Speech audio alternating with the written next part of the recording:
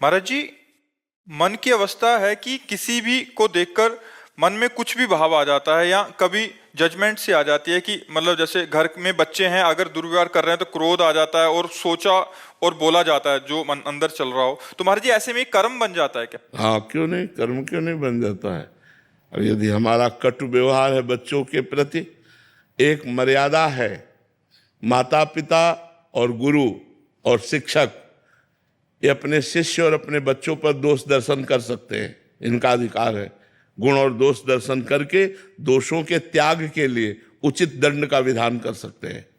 जैसे गुरु है अपने शिष्य पर, माता पिता है अपने बच्चों पर, उनका दोष निवारण करने के लिए दंड विधान कर सकते हैं। इसके अलावा अगर आपने अपना स्वभाव ऐसा बनाया कि हर बार में क्रोध, हर बार में, तो आप अपने स्वभाव के अनुसार कर्म कर रहे हैं, फिर उसका आपको परिणाम भोगना पड़ेगा।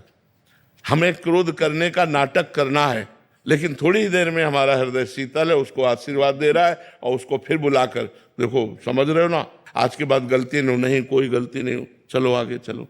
सुधार के लिए माता पिता, गुरु, अध्यापक ये थोड़ा क्रोध का प्रदर्शन करते हैं। क्रोध नहीं होना चाहिए, क्रोध तो पाप का मूल है। अगर क्रोध करेंगे तो बड़े दोष उत्पन्न हो जाएंगे, हिंसात्मक वृत्ति आ जाएगी, कटुवचन निकलेंगे, गाली निकलेगी, सो ठीक नहीं है।